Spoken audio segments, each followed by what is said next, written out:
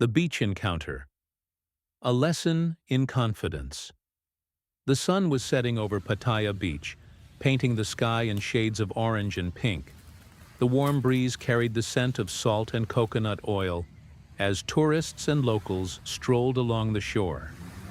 I had been in the city for only a few days, still adjusting to the rhythm of this vibrant place, when I saw her. She was sitting alone on a beach chair, her long dark hair swaying gently in the wind. A book rested in her lap, but her gaze was fixed on the horizon. There was something about her, an air of quiet confidence, that made me want to approach her. But like many men, I hesitated. What if she wasn't interested? What if I said the wrong thing? Then I remembered the first rule of meeting women in Pattaya. Hesitation kills opportunity. I took a deep breath and walked over, stopping a respectful distance away. "That must be a really good book if it's competing with this sunset," I said, nodding toward the horizon. She looked up, surprised but not annoyed. A small smile played on her lips. "It's not bad," she replied in smooth, accented English. "But you're right, the sunset is winning." That was all it took. No elaborate pickup line, no over-the-top flirting. Just a simple observation and a genuine tone. We talked for the next hour about travel, life in Thailand, even the quirks of Pattaya's nightlife. By the end of the conversation, she gave me her line ID, and we made plans to meet again. The lesson? Confidence isn't about being the loudest or smoothest guy in the room. It's about being comfortable in your own skin and making the first move without fear of rejection. In Pattaya, where social interactions move quickly, hesitation means missed chances. Would you like to hear how another simple approach led to an unforgettable night in a rooftop bar? Let me know in the comments. Share your own experiences or ask questions about meeting women in Pattaya.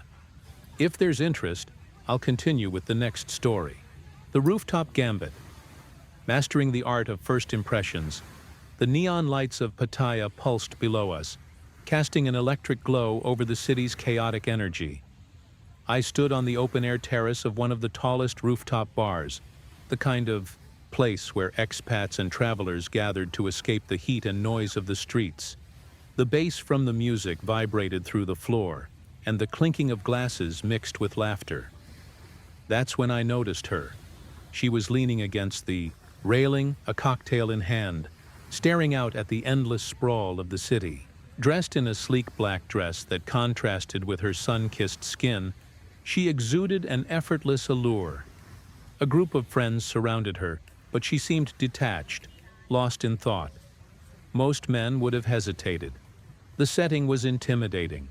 High-end, competitive, full of guys trying too hard. But I had learned something crucial from my time in Pattaya. The best opportunities come when you bypass the crowd and make a direct, memorable impression. I didn't approach immediately. Instead, I ordered 2 drinks, one for me, one for her, something tropical with a hint of spice, fitting for the mood of the night.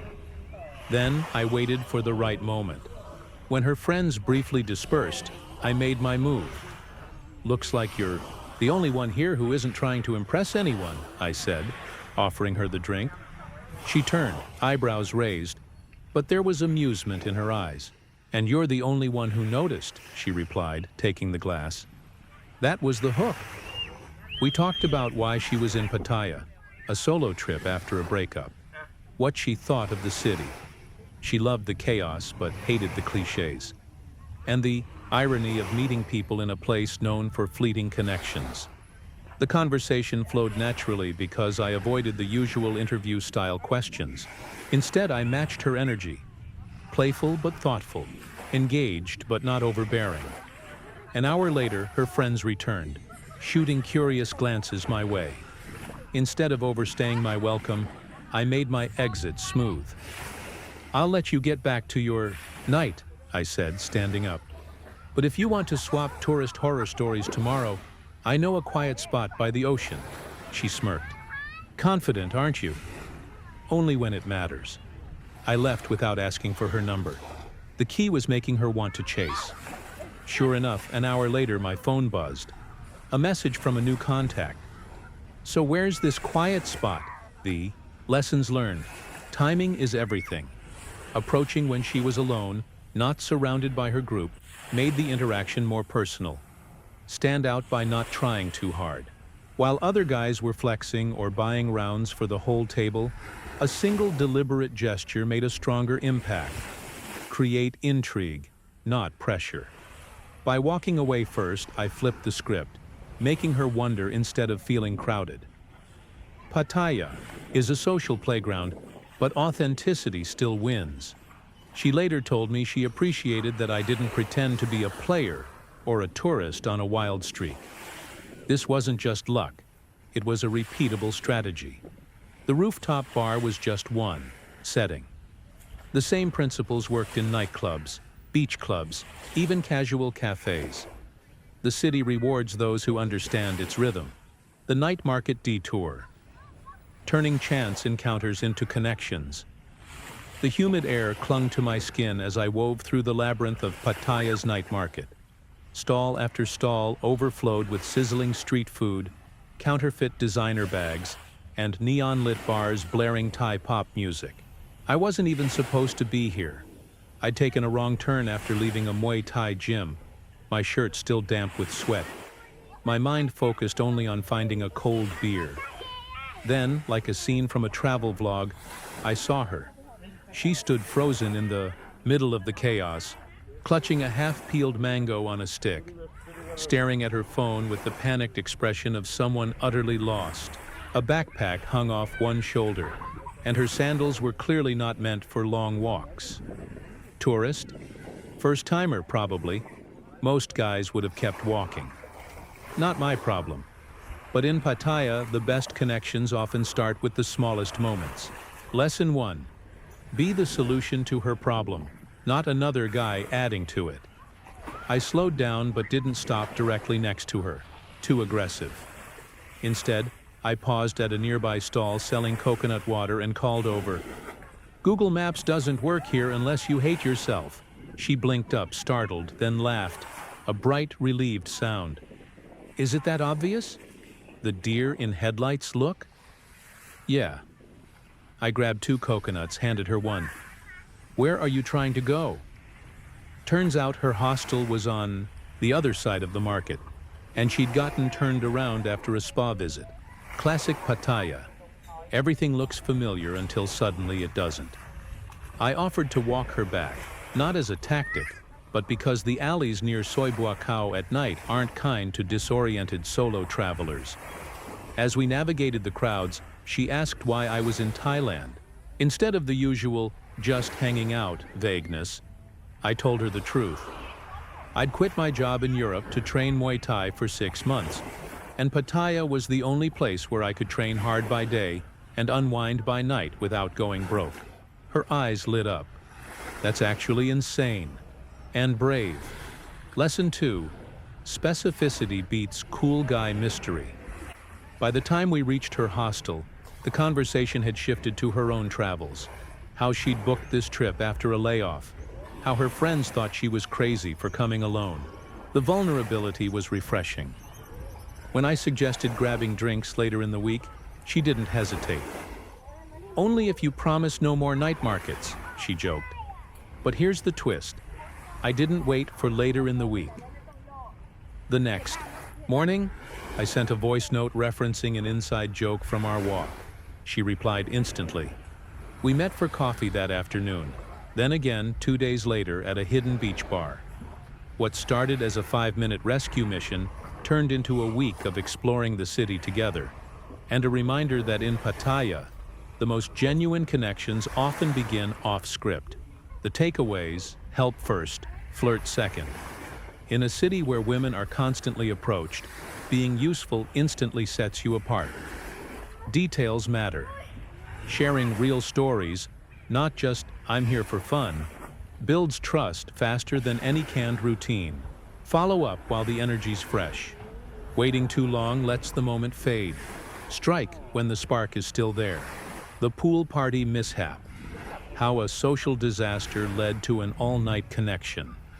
The bass from the DJ booth thumped against my ribs as I scanned the pool area of the upscale Pratumnak Hills Resort. Bottle service girls in neon bikinis twirled sparklers, while groups of Russian models and European businessmen splashed in the water, their laughter sharp and performative. I wasn't supposed to be here. My Thai friend Nat had gotten me a guest pass, then promptly vanished with a Swedish girl. That's when I saw her, perched on the edge of an infinity pool, her back perfectly straight despite the vodka soda's lining. The table was a striking brunette in a black one-piece that screamed, "I'm not like these other girls." She wasn't dancing, wasn't taking selfies, just observing the chaos with the detached amusement of a scientist studying a colony of drunk ants. I made my move, and immediately face-planted, literally. My flip-flop caught on a wet tile, sending me stumbling into her table. Her drink went flying. Ice cubes skittered across the deck like fleeing cockroaches. The entire VIP section turned to stare. Lesson 1. Own your disasters. They make the best stories. Instead of apologizing profusely, which would have made it weird, I looked at the overturned glass, then at her, and deadpanned. "I'd say that was smooth, but we both know I'd be lying." Her lips twitched. Russian men would have blamed the floor. Russian men also wear Speedos unironically. We can't all be perfect. She threw her head back and laughed. A real one, not the polite titter girls give creepy expats. 10 minutes later, we were at the bar, where I learned she was a professional dancer from Moscow, in Pattaya, for a 3-month contract at a high-end club. "You're not what I expected," she said, swirling her fresh drink. "Because I didn't. Try to impress you with how much money I make? Because you didn't need to." Lesson 2. Status isn't about wealth. It's about frame. While other guys flexed their Rolexes and business empires, I kept the conversation light. How Russian pop music is weirdly addictive. Why Thai mangoes are superior to all other mangoes. The existential horror of realizing your tan lines make you look like a walking barcode. By midnight, when the party devolved into a foam-covered rave, we ditched it entirely. Found a 24-hour seafood spot by the pier, where she taught me how to properly eat crab with my hands. Russians are intense about shellfish. At dawn, as the fishing boats puttered out to sea, she leaned in and said something unexpected. "You know why this worked? You treated me like a person, not a trophy." The harsh truth. About Pattaya, most men come here and play a character. The big spender, the alpha male, the perpetually chilled digital nomad. But the women who matter, the ones worth keeping around longer than a weekend, see through that instantly. Final lesson. Authenticity is the ultimate edge. We spent her next 2 months off days together. Hidden beaches, underground Muay Thai, gyms, even a surreal road trip to a mountain temple where monks blessed her iPhone. None of it would have happened if I'd tried to be someone I wasn't. The accidental wedding crasher. How vulnerability opens doors. The scent of jasmine and grilled pork hung thick in the humid night air as I wandered down a dimly lit soi near Jomtien Beach. I'd been aimlessly exploring back streets when the sound of joyous shouting and traditional Thai music pulled me toward a brightly decorated courtyard. Tables overflowed with food, children darted between laughing adults, and a bride in an ornate silk gown beamed under strings of golden lanterns. I froze. This was clearly a private event. Yet before I could retreat, a silver-haired Thai man in a crisp linen shirt locked eyes with me and bellowed, "Farong, come, you drink with us." Lesson 1. Serendipity favors the bold, but not the obnoxious. Within minutes, I found myself seated at a table of bemused relatives, a sweating glass of Hong Thong whiskey thrust into my hand. That's when I noticed her, a petite Japanese woman in her late 20s crouching near the dance floor, snapping photos with a vintage Nikon. Unlike the wedding photographer's frantic movements, she worked with quiet precision, capturing stolen moments. The groom's grandmother adjusting the bride's headpiece, a toddler sneaking a fistful of sticky rice. I waited until she paused to change lenses before approaching. "You're not with the official team," I observed, nodding toward the harassed-looking main photographer. She startled slightly, then gave a small bow. "Just practicing. Thai weddings are very alive." Her English was precise but hesitant. Lesson 2. Shared curiosity beats. Forced flirtation. Instead of complimenting her looks, which would have died in the cultural gap, I asked about her camera, a 1970s f2 she'd restored herself. Her eyes lit up as she explained how she'd traded 3 days of English lessons for it in Chiang Mai. The conversation flowed naturally. How Thai weddings compare to Japanese ceremonies. "So much louder. In Kyoto, we're like ghosts." Why she'd quit her Osaka office job to travel. Too many salary men bowing to fax machines. My own failed attempt to photograph street food that mostly looked like sad alien organs. As fireworks exploded over the courtyard, the groom's uncle dragged us both into a raucous circle dance. She laughed as I nearly tripped over my own feet, then surprised me by catching my arm to steady me. The turning point later, sharing a tuk-tuk back towards central Pattaya, she grew quiet. "Most foreign men here, they don't see me. Just Japanese. Girl stereotype." She hesitated. "You asked about my photos, not my, you know." She gestured vaguely at herself. Lesson 3. Depth disarms. Over the next week, we hunted down Pattaya's last remaining film development lab. Got scolded by a street vendor for improperly eating durian. Spent a rainy afternoon in her hostel common room, listening to her explain why 1990s Japanese city pop was the perfect soundtrack for Thailand's chaotic beauty. When she left for Vietnam, she gave me a hand-printed photo of that first wedding, a candid shot of me awkwardly holding a whiskey glass while a Thai grandmother force-fed me mango. On the back, she'd written, "Not a trophy, a person. Thank you." The core: Truth. Pattaya's reputation as a playground for shallow connections works for you if you dare to be different. The women tired of being objectified? They're everywhere. You just have to approach with genuine interest rather than hunger. The Swedish freediver. When silence speaks louder than pickup lines.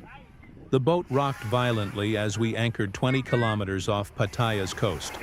The choppy Gulf of Thailand waves slapping against the hull. Around me, tourists clutched their snorkels and adjusted life vests while the crew barked safety instructions in broken English. I'd signed up for this scuba trip to escape the city's chaos for a day. What I didn't expect was to lock eyes with a Viking goddess in a wetsuit. Hemon stood apart from the group, effortlessly balancing on the swaying deck while tightening the straps on her freediving fins. Sun-bleached blonde hair tied in a severe braid. No makeup. Shoulders mapped with old tan lines from countless hours in the water. When she caught me staring, her expression wasn't annoyed or flattered, just assessing, like she was measuring my lung capacity with a glance. Lesson 1. Competence is the ultimate aphrodisiac. Most men would have opened with some variation of "need help with that?" as if a professional needed assistance from a tourist who still confused buoyancy with buoyancy. I stayed silent until she dropped a fin. "You dive often?" I asked, handing it back. Her reply came while checking her dive computer. 3 days a week. The coral here is dying, but there are still moments. That's how I learned she was a marine biologist from Stockholm, working with a conservation NGO while teaching freediving to fund her research. Over the next hour on the boat, I discovered she could hold her breath for 4.5 minutes, had once punched a reef shark in the nose. It was circling a tourist. Considered Pattaya's party scene a biological dead zone. Lesson 2. Earn the right to ask personal questions while others bombarded her with "wow, you're so cool" comments. I waited until we were in the water. After watching her glide 15 meters down to gently untangle a fishing net from coral, I surfaced beside her and asked, "Why care so much?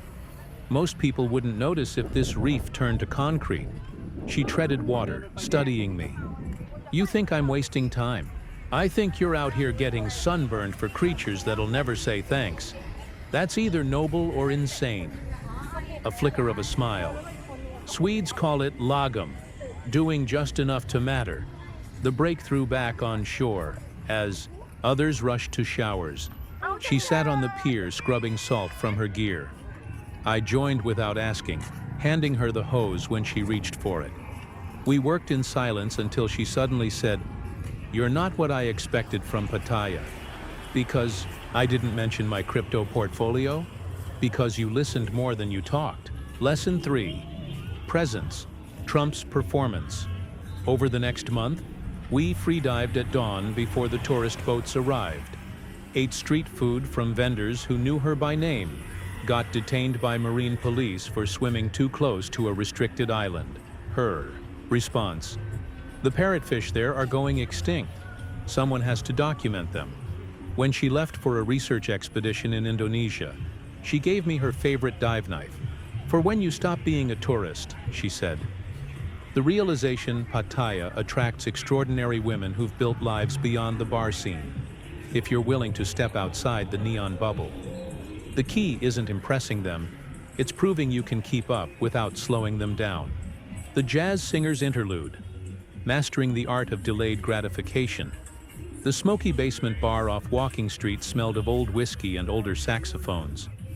I'd stumbled in chasing air conditioning, not expecting to find the best live jazz in Pattaya, hidden beneath a neon-lit karaoke den. The band was tight, a mix of aging Thai session players and young Europeans, but all eyes kept drifting to the woman at center stage. She stood barefoot under a flickering violet spotlight, a vintage microphone wrapped in her fingers like she was holding a lover's hand. Half Thai, half French, with a voice that swung between honey and broken glass.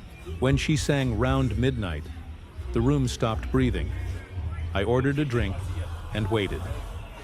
Lesson 1. Let her world come to you. Most men made their move during breaks, sliding up with cheap compliments or drinks she didn't want. I watched 3 get shot down before the set ended. Instead, I talked to the bassist, an expat from New Orleans, about how the band formed. Learned she'd studied at Berkeley, returned to Thailand when her mother got sick, and now ran vocal workshops for slum kids. When she finally stepped off stage, sweaty and glowing, I didn't approach. Just nodded from my stool and went back to my notebook where I'd been scribbling terrible lyrics. Her shadow fell across the page. "Writing or performing an exorcism? Depends. Is it working?" She laughed, a rich, unexpected sound. "For jazz, you need to listen before you play. Try again next Tuesday." Lesson 2. The power of strategic retreat. I came back the following week, and the week after. Never pushing, just bringing her bandmates. Imported coffee beans they missed from abroad. Asking smart questions about time signatures during breaks once. Silently sliding a glass of throat-soothing ginger tea her way after a particularly brutal set the 4th Tuesday. She slid onto the stool beside me uninvited. "You're either the most patient man in Pattaya or the worst lyricist I've ever seen. Can't I be both?" The turning point. 3 a.m. after her gig, we found ourselves on the nearly deserted beach. She kicked off her heels and walked into the surf, the hem of her dress floating around her like a black lily pad. "You know why I talked to you?" she said suddenly. "Because you didn't need anything from me. Just let me exist as a musician first." Lesson 3. Create space, not expectation. Over the next 2 months, we fell into an unlikely rhythm. Early mornings listening to her father's old vinyl collection. Late nights debating whether Thai language could truly convey blues melancholy. Unforgettable afternoon when she taught me to hear the difference between real heartbreak and performative sadness in music. When the rainy season came, She left for a European tour. At the airport, she pressed a cassette into my hand, a demo of original songs. The first track was titled Farang Who Knew How to Wait. The harsh melody of Truth Pattaya's finest women aren't prizes to be won in a night. They're artists, survivors, and forces of nature who've built emotional armor against the town's tsunami of instant gratification. The key? Prove you understand delayed payoff by actually delaying yours. The tattooist's needle. Finding connection. Beneath the skin, the electric hum of tattoo machines mixed with the scent of antiseptic and jasmine incense in the cramped studio on Soy Honey. I'd come to get a simple Buddhist sakyant design, something to commemorate my time in Thailand. What I didn't expect was to find my focus constantly drifting to the woman bent over a Danish backpacker's shoulder, her hands moving with surgical precision as inked serpents coiled across his. Sunburned skin. Burmese, not Thai. Early 30s. A jagged scar peeked from beneath her tank top strap, the kind that spoke of old violence, but her eyes held something worse. The quiet exhaustion of someone who'd seen too many drunk tourists treat her art as a party souvenir. Lesson 1. Respect the craft, not just the canvas. When my turn came, I didn't lead with small talk. Just handed her my sketch and asked, "Can you make the lines breathe like your serpent piece?" Her needle paused mid-air. "You notice that? The way the scales follow muscle movement? Yeah. That's not decoration, it's anatomy." For the first time, her shoulders relaxed. 2 hours later, I'd learned she'd apprenticed under a Shan State master at 14, fled to Thailand after the coup, hated tattooing live laugh love in Sanskrit on people who couldn't spell it. Lesson 2. Pain is the ultimate truth. Serum halfway through the session, the needle hit a nerve cluster. My involuntary hiss made her smirk. "Now you understand," she said, wiping away blood. "Real sakyant masters use bamboo rods. This machine is for tourists. Then why use it?" Her eyes flicked to the studio owner counting baht at the register. "Same reason you're getting Buddhist symbols from a Buddhist. Survival." The raw honesty hung between us like the stench of iodine.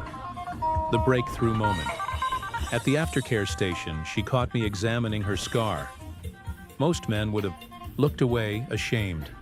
I met her gaze. Knife or glass? Soldering iron. She held my stare, testing. Ex-boyfriend didn't like me working late. I didn't offer pity, just nodded.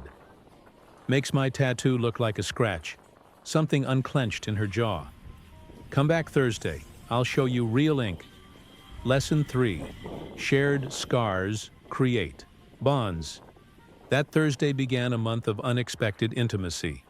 Midnight visits to illegal street tattoo stalls where masters worked by lantern light. Her laughing as I tried traditional hand tapping on a papaya. It looked like a crime scene. One rainy night when she rolled up her sleeve and let me trace the characters she'd inked over her burn. Not his anymore, in Shan script.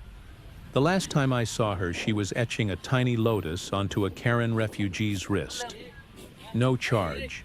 "You still don't understand," she said without looking up. "But you're the only Farang who tried. The unvarnished Truth Pattaya's real connections aren't found in go-go bars or beach clubs. They're earned in the spaces between pain and healing, where women who've survived more than you can imagine decide whether you're worth letting pass their armor. The bartender's ledger, understanding the currency of attraction. The ceiling fans at the old clock tower bar spun lazily, doing little to cut through the wet heat of Pattaya's monsoon season. I'd become a regular here precisely because it wasn't a pickup joint.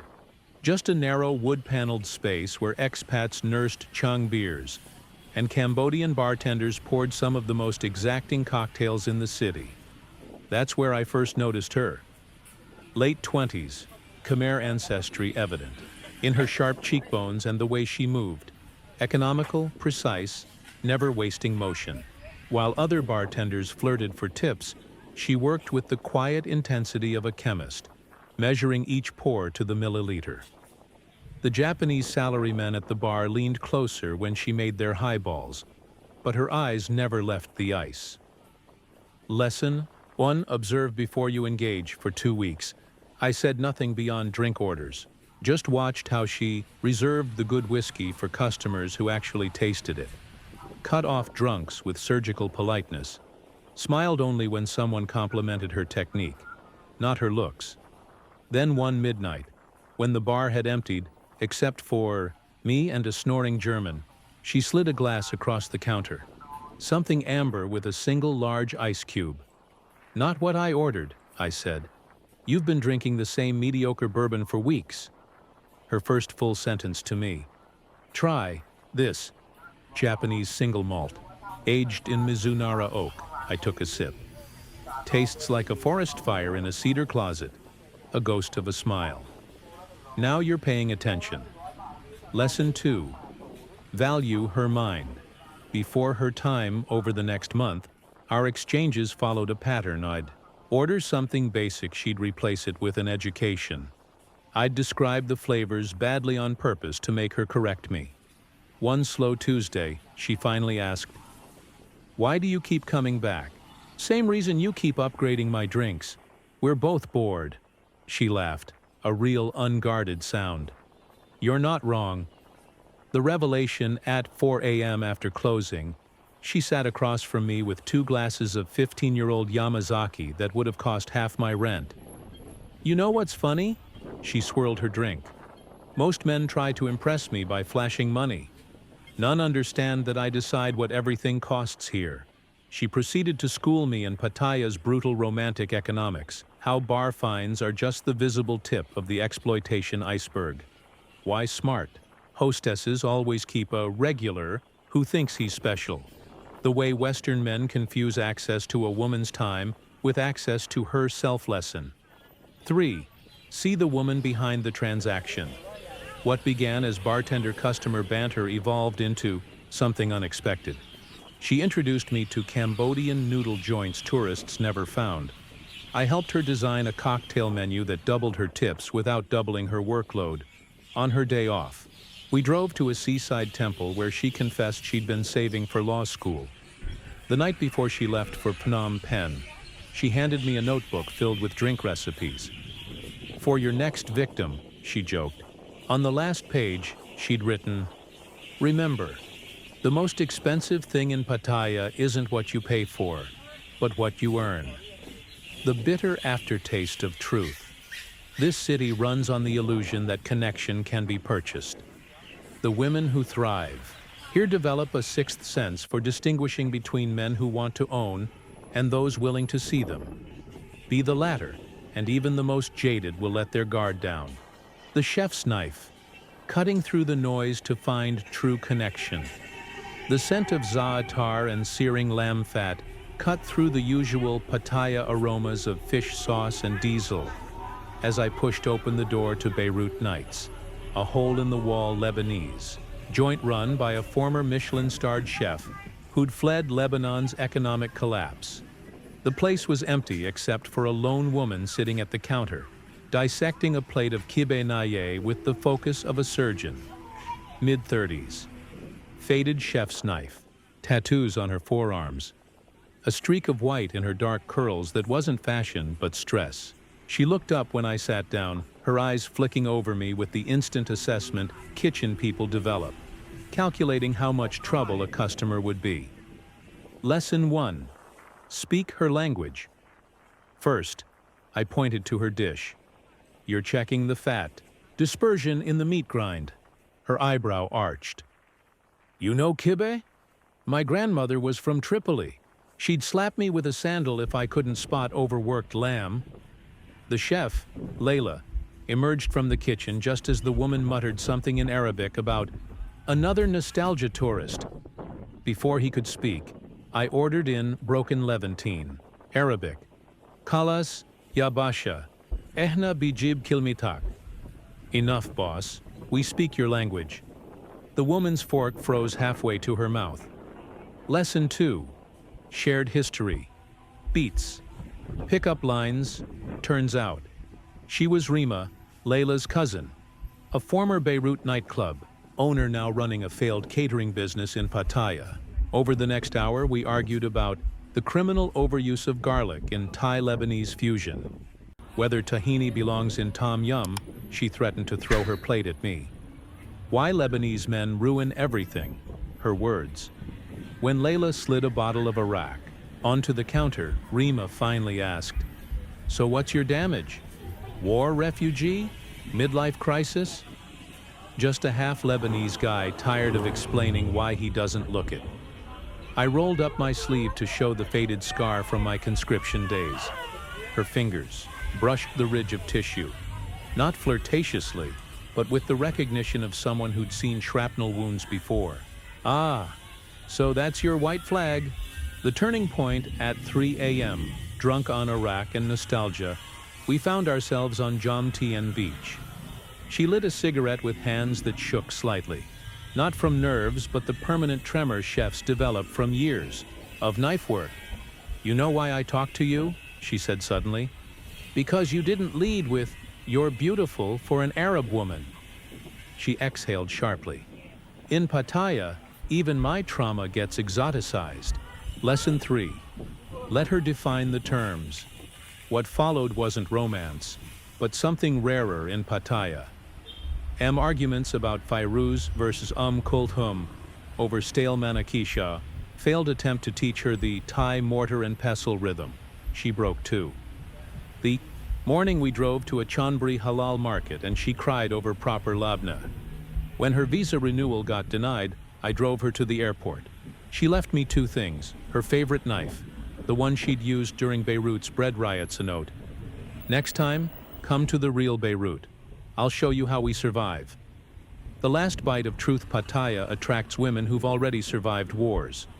Economic, political, personal. They don't need your rescue or your fantasies. The ones worth knowing will test if you can handle their unfiltered reality before they ever let you taste their sweetness. Final lesson. The best connections come unseasoned. This concludes the series, but the real stories are yours to write. Go find them.